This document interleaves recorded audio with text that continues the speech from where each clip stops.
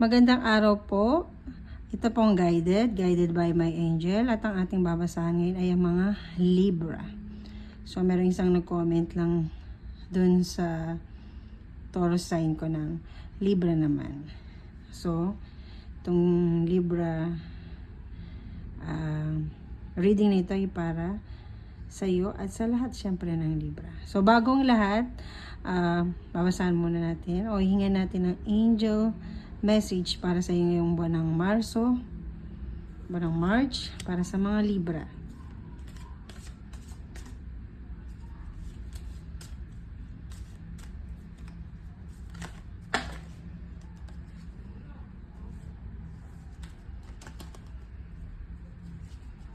Natin. So, ang ating angel message para sa buwan ngayon ay within the next few months. So, as early as few months, diba? As early as. Kumita mo dito, yan. Stairs yan. So, medyo malapit-lapit na. So, kung ano man ang hinihingi mo ngayon na mga sagot, whether sa work, sa study, o kahit na anong tinatanong mo, or kung magkakaanak ka na ba, in general na question mo ngayon. So, sinasabi sa ng angel mas within the next few months. So, possible hindi ngayong March, so sunod siguro ng mga buwan. Basta itong taon na to is makuha mo na yung sagot na yon, and possible positive. Siyempre kapag mga message ng angel natin yan, lahat yan positive. Walang negative na answer from them. Kasi ang gusto lang nila lagi is matulungan tayo. Kung ano man yung mga tanong na yun o na bumabagabag sa'yo, in the next within month na is darating na.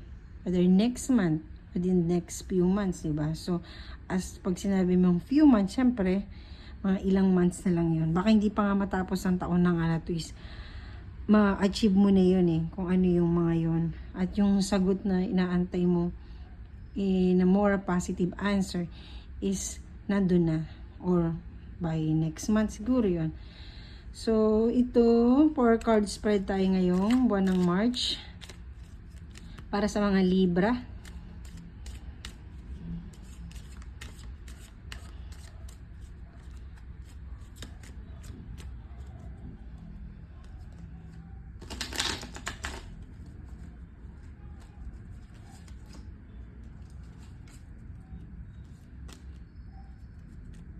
Okay, is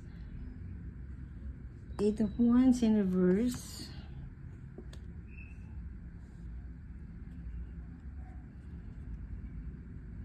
Reverse din natin.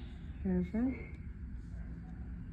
And the chart is also in reverse. But ang Ace of Pentacles natin ay hindi. Siya naka-reverse. So, ngayong March na to, Libra, is yung mga messages or yung mga inaantay nga natin,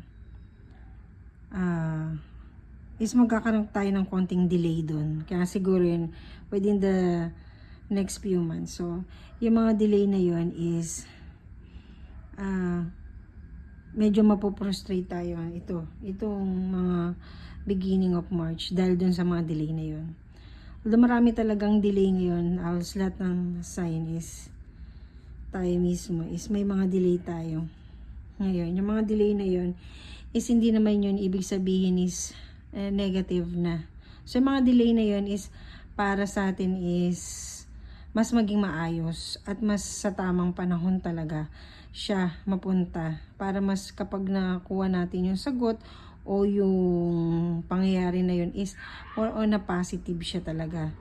So, magpapatuloy siya on the long run kapag gano'n. Kasi kapag biglaan lagi, ipinilit natin, short term lang lagi yun at possible magiging hindi maganda pa. Mas maganda nang yung delay na yun para mas sa tamang panahon talaga siya dumating at sa tamang panahon talaga siya so kung ano may mga delay na yun, inaantay mo is yung frustration mo na yon, siguro sinasabi sa yung ng card mo na konting tiis pa siguro within the next few months is magiging okay na at may kita mo na yon. And mga pinaka difficulties mo lang din ngayong buwan ng March is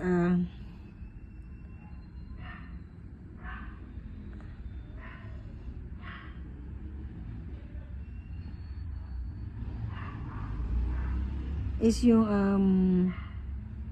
decision mo na padalos-dalos. Kaya nga siguro sinasabi sa'yo kanina nung card mo is may delay. Kasi yung mga padalos-dalos na nagiging decision mo is no muna ngayon. So, dahil doon, nag-aantay ka, and then, papasok ka sa isang ano naman, dahil abang naantay mo yung isa, tapos papasok ka sa ulit.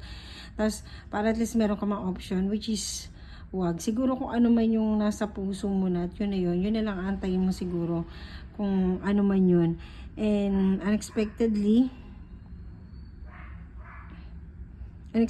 is, yun nga, magkakaroon yun ng unsuccessful na ikaw mismo dahil nga nagmamadali ka. So, sinasabihan ka ng card mo from the very beginning of this month is within the next few months. So, wag ka muna magpadalos-dalos ngayong March. Kung ano man yung mga pinaplano mo is mag-antay ka lang. Kasi, kung may kita mo dito Ace of Pentacles, the time is right to take action in your ideas. May right timing talaga eh. So, bago matapos itong buwan ng March na to, mas magandang doon ka mag-start, or kung nasa work ka siguro, doon ka mag-send ng mga idea mo.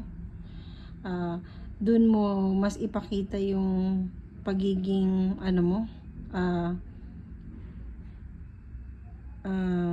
pagiging matalino mo.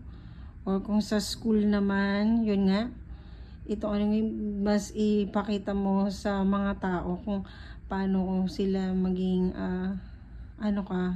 maging mag-trust sila sa iyo kung ano man yung binabahagi sa kanila. But hindi siguro muna tong mga unang linggo siguro ng March. Wag muna. Kailangan mo munang pag-isipin mabuti kung ano talaga yan, para bago matapos ang buwan na to, yun yung pinaka right timing talaga, pag nakumpleto mo na yun lahat. At ngayon mo, kung naman nga sa trabaho, baka meron kayong project or something na kailangan mo muna itong pag-isipang mabuti kung ano yung mga yun. Ngayon, kung namang sabihin natin in your partner, meron kang gustong i-deal with your partner, wag mo munang sabihin sa kanya ngayon, mag-ano ka muna, i-gather mo muna lahat ng information na yun, and then tsaka mo isasabihin sa kanya kapag alam mo na kumpleto, and then yun yung pinaka-right timing, kasi mas confident ka na sabihin sa kanya kung ano yung mga dapat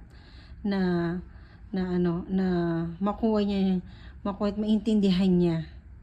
So, kung sa business naman, yun nga, meron kang project o pinaplano, na i-gather mo muna lahat nga ng mga dapat mo malaman. Yun yung ilatag mo bago matapos ang buwan na to. At siguradong sasabihin, yun yung pinaka parang right timing mo. Basta kahit pa siguro hindi pa siguro matapos ang buwan ng March, kahit sa middle of March pa, basta na-gather mo na lahat ng mga information na dapat mong malaman, whether in school, sa trabaho, sa partner mo, kasi nasa point ka ngayon na gusto mo ng mas long time goal eh. Kasi mas gusto mong siguro na kumita ka, or kung nag-aaral kang gusto mo mas makakuha mo rin gusto mong kurso, or kung nasa college ka naman ngayon is para mas alam mo na kung ano ba talagang gusto mo talaga na kurso na mukhang hindi mo na pag-isipan yan before na kurso mo at gusto mo na mag-change of course. So, kailangan mo munang pag-isipang mabuti yan bago yung sabihin sa parents mo na ito talaga, ang gusto ko talaga, ganito, ganyan, matatapos na yung taon at gusto ko ulit mag-aral sa ibang kurso. Ganun, ang nakikita ko din. And, pagdating naman sa sa ibang bagay, syempre more on in general, nakikita ko dito is gather more information. Alamin mo kung ano ba talagang gusto mo at alam mo magiging long time na yon at hindi lang siya short time, at yun na yung magagamit mo at yun na yung gagamitin mo at yun na yung gusto mong mangyari. At saka mo ngayon ilatag kung kanino mo dapat yun ilatag. And sure, yun, sureable yun kapag ikaw mismo na kompleto mo na yun, is yun yung pinaka right timing at yun yung pinakang ano mo, at i-guide ka ng angel mo pagdating sa bagay na yan. Kasi kumbaga nandito na yung path mo so naglalakad, nag-ano ka, kailangan mong step by step lang yan hanggang makapunta ka dun sa pinaka ano na yun. At yung mga helmets nakasuporta at nakaguide sila sa'yo kung saan man yung gusto mong yun, kasi ginaguide lang din nila tayo hindi naman nila tayo pinahihirapan. Actually, gusto lang nilang mas maging maayos at hindi tayo maging pabigla-bigla.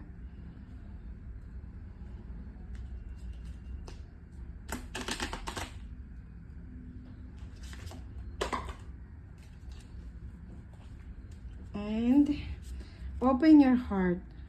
Archangel Camwell. Tama ba yung pagkabasa ko? Camwell. Thank you, Camwell o Chamwell, for removing the barriers around my heart. So, di ba ikaw mismo?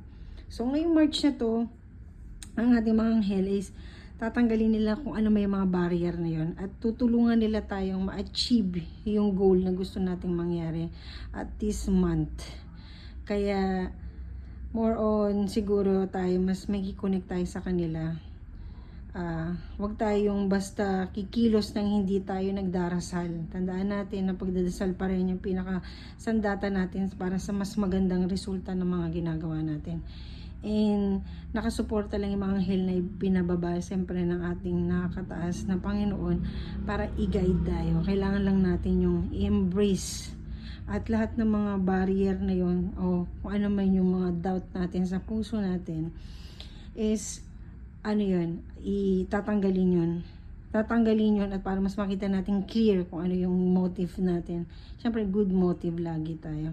At wala tayong maapakan tao. Tandaan, kapag wala kang maapakan tao sa plano mo, magtatagumpay yun. Sigurado, 100% yun. Dahil yung gusto ng manghel natin, yung gusto ng Panginoon natin, is gumawa talaga tayo ng magandang bagay sa mundo para sa sarili natin. Siyempre, pag ganun, nadamay na rin yung buong paligid natin, pamilya natin at mahal natin sa buhay. Para mas mabuhay pa tayo, mas matagal at makatulong tayo sa iba pagdating ng araw. So, yun lang mga Libra para sa buwan ng Marso. Yun ang yung reading. Maraming salamat and God bless.